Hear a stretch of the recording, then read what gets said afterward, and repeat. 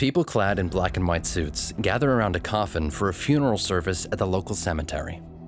It is for a teenage boy named Darren Shan, who, unbeknownst to everyone, is actually alive, playing games on his phone inside his grave. Before it gets any weirder than this, let us go back to the beginning of his story.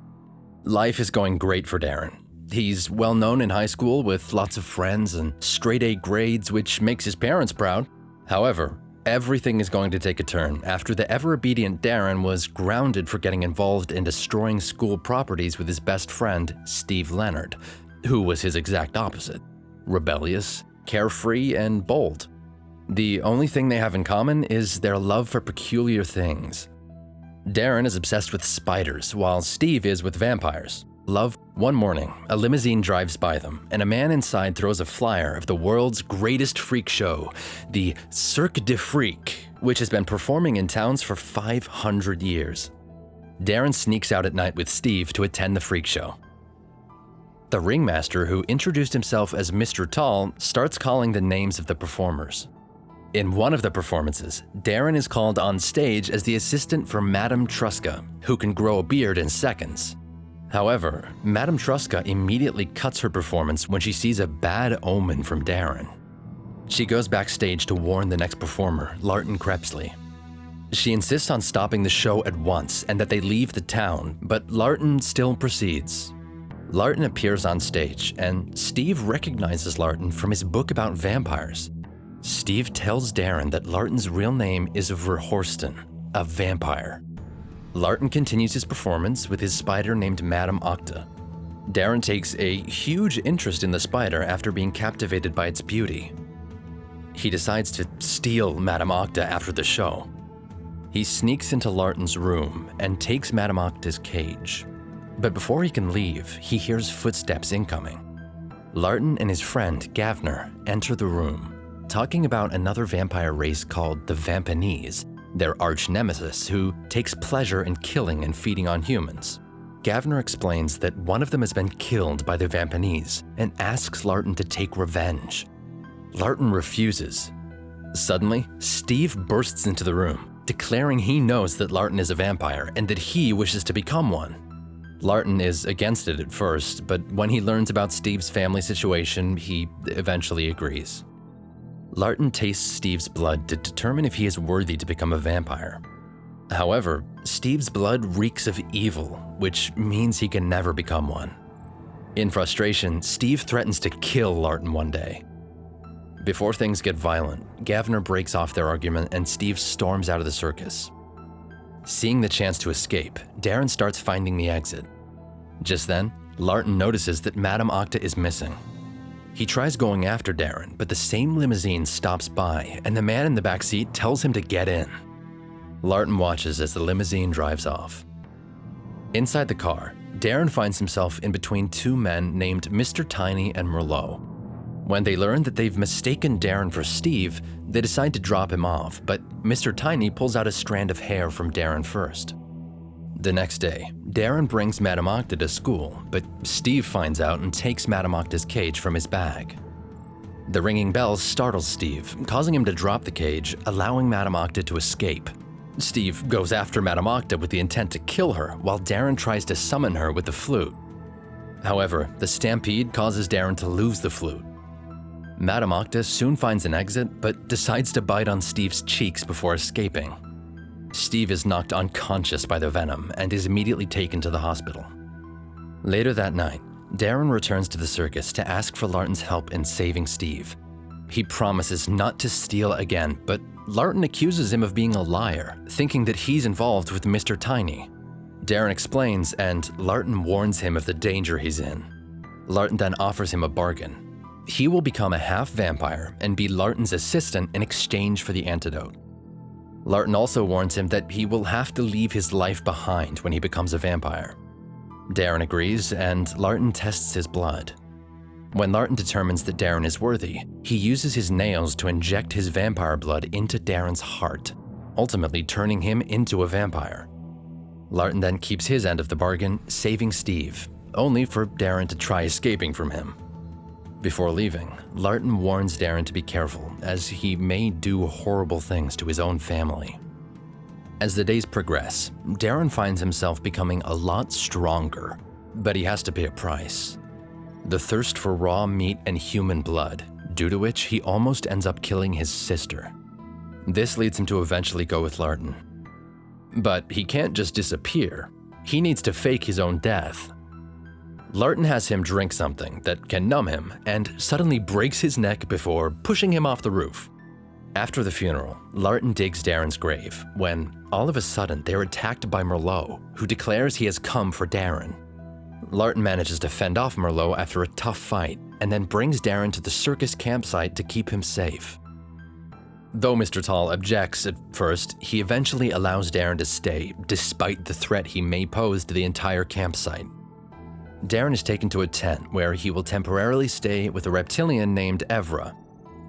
Meanwhile, Steve is grief-stricken by Darren's sudden death, and his attitude towards others becomes worse than before. He also welcomes the idea of taking his own life, but Mr. Tiny suddenly appears. Mr. Tiny introduces himself and reveals that Darren is still alive and is living Steve's dream as a vampire. Steve is reluctant to trust Mr. Tiny at first, but he eventually takes interest. That night, Darren starts to miss his previous life and attempts to call Steve, but Larton arrives and destroys his phone. Larton warns him to be careful about whom he talks to. Suddenly, he senses Mr. Tiny coming. The dwarves rejoice to see their master. Turns out they belong to Mr. Tiny. Larton orders Darren to return to his tent while he and Mr. Tall meet with Mr. Tiny. Mr. Tiny has come to get Darren after proving his potential using his hair strand. Mr. Tall asks Mr. Tiny for some time to come up with a decision, and the latter emphasizes that he always gets what he wants. Mr. Tiny leaves after telling his pets to keep an eye on Darren. The creatures follow Darren everywhere, even to Rebecca's workshop, where Darren eventually learns that Rebecca is a monkey girl. Darren refuses to believe and is almost hesitant about his feelings for Rebecca now that he has learned about her true identity. He asks Larton about it, but Larton tells him it's normal, since he's now dating a girl with a beard. Larton then tells Darren he's not allowed to leave the camp anymore.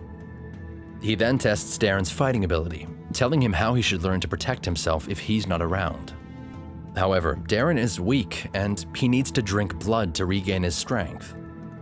Meanwhile, Steve was turned into a Vampanese and takes his first victim, his history teacher. Larton takes Darren to a nearby farm and teaches him a way to drink human blood without killing humans, but Darren refuses to do so. When they head back to the campsite, Larton expresses his worries to Madame Tresca about Darren putting his life at risk for refusing to consume human blood. Suddenly, Larton senses a group of Vampanese arriving at the camp. The others start hiding as the Vampanese scout the camp for Darren. They eventually find him with Rebecca and Evra. A fight ensues, resulting in bloodshed. Larton arrives to help them fend off the Vampanese, while the others finally stand up against the trespassers. Mr. Tall breaks off the fight, warning the Vampanese that the Vampire Council will hear about their intrusion. Just then, Larton takes Darren to an underground safe house. When Darren emerges the next morning, he learns from Evra that Rebecca has been kidnapped and that the Vampanese left him a message. It's time he comes home. Darren then prepares to leave and save Rebecca. Meanwhile, Steve and Mr. Tiny invade Darren's house and kidnap his family. Darren soon arrives at the house and finds the circus flyer held in place with a dagger, telling him to go to the theater. Amidst all this, Larton learns from Madame Octa about Darren's plan, so he prepares for the fight himself with leather armor and a dagger he just borrowed. Not long after, Darren arrives at the theater, where he is greeted by Merlot, who shows him his parents and Rebecca suspended from the ceiling. Their hands are bound by ropes with their mouths covered. Merlot then calls Steve, who emerges from backstage. Steve berates Darren for faking his death and for taking his dream of becoming a vampire. He also reveals he's now a Vampanese, boasting of his first victim. He then offers Darren an option to save his family: kill Rebecca and drink her blood. Darren is furious and attacks Steve just as Larton arrives to confront Merlot. Since Darren hasn't consumed any human blood, Steve overpowers him. Thankfully, Rebecca manages to free herself with her tail just in time to help Darren. She offers her blood to restore his strength. Despite his conviction not to drink any blood to keep some part of him human, Darren eventually agrees. On the other side of the theater, the fight continues between Larton and Merlot, with the latter taking advantage.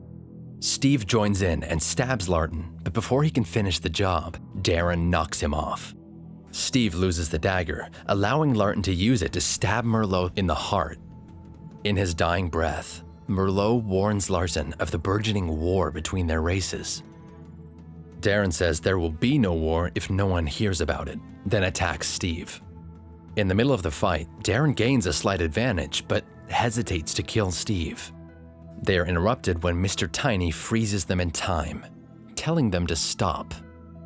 Mr. Tiny then tells Darren he will come home one day, calling him his son. He turns to Merlot and revives him in the form of the dwarf creature. Steve is fascinated and leaves with Mr. Tiny after telling Darren it's his destiny. Afterward, Larton hypnotizes Darren's family to remove their memories of everything that happened. Though they won't remember, they can still feel that Darren is somehow alive. After sharing an intimate moment with Rebecca, Darren returns to the camp, where a majority of the residents vote for him to stay. Gavner arrives and congratulates Larton for their victory against the Vampanese, then announces that they have to leave with Darren soon. He says that they should tell Darren everything, hinting that Darren plays a more important role in the war than he thinks. But Larton insists on letting Darren rest for a while.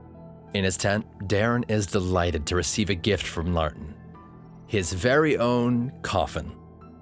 For him, he's not just living with the freaks, he's now one of them.